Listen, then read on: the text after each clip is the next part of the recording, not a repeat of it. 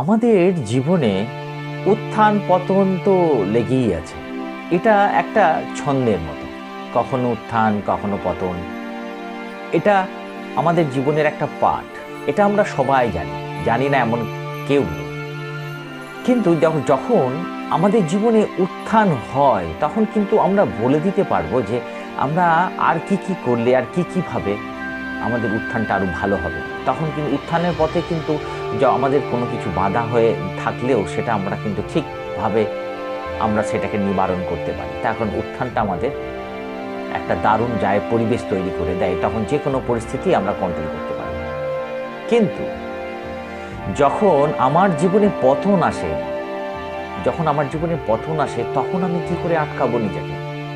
তখন কি এমন ম্যাজিক কিছু আছে যেটা দিয়ে আমি আমার জীবনের পতনটাকে আটকাতে পারবো?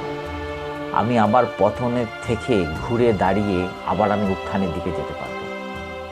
আমি এই রকমই একটা ছোট্ট টিপস আপনাদের কাছে শেয়ার করতে এসেছি। সঙ্গে থাকুন প্লিজ, স্কিপ করবেন না, তাহলে হয়তো ভিডিওর পুরো মর্মটা হয়তো আপনার কাছে ক্লিয়ার হবে।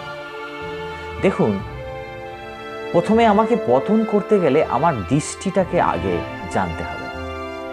দৃষ্টিভঙ্গি। দেখুন, আমার দৃষ্টিটা যদি ঠিক হয় বা আমার দৃষ্টিটা যদি ঠিকঠাক, নেগেটিভই হোক পজিটিভই হোক, যেমনই হোক, তার উপর কিন্তু অনেক কিছু নির্ভর করে। কি করে বুঝবো আমি? কারণ আমাদের কথাতেই আছে না যে দৃষ্টি বড্ড কঠোর হয় এবং খুব শক্তিশালীও হয়।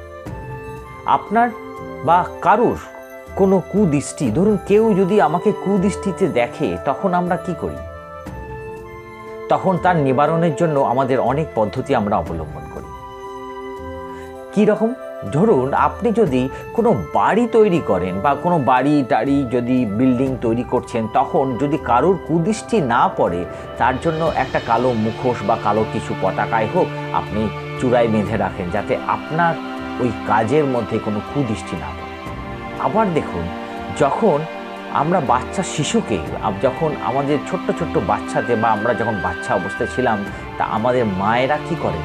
যখন বাইরে বেরোন, তখন আমাদের কপালের এক ধারে একটা কালো টিপ দিয়ে আমাদের বাচ্চাদের বার করেন। কেন করেন? কারণ কোনো কুদৃষ্টি যেন না লাগে।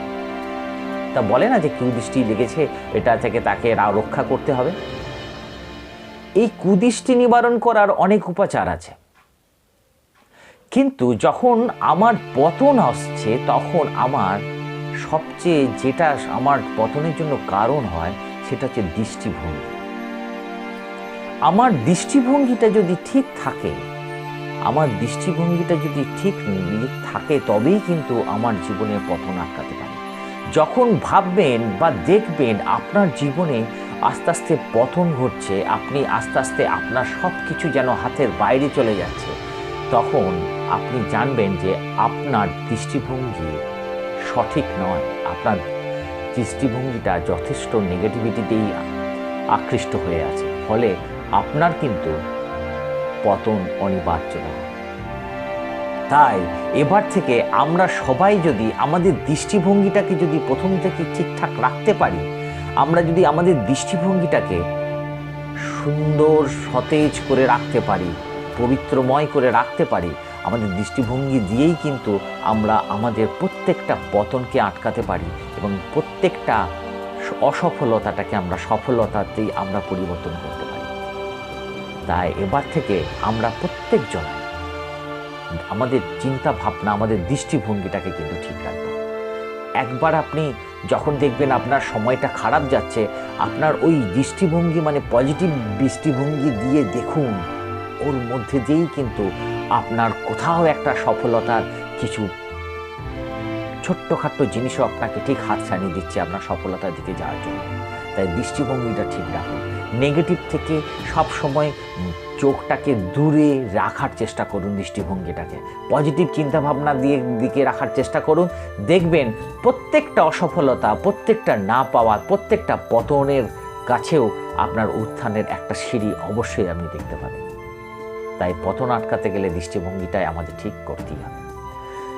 ঠিক আবার আমি আসবো নতুন একটা টপিকস নিয়ে। যদি ভিডিওটা ভালো লাগে অবশ্যই সাবস্ক্রাইব করে দেবেন, শেয়ার করে দেবেন। Tata, bye bye.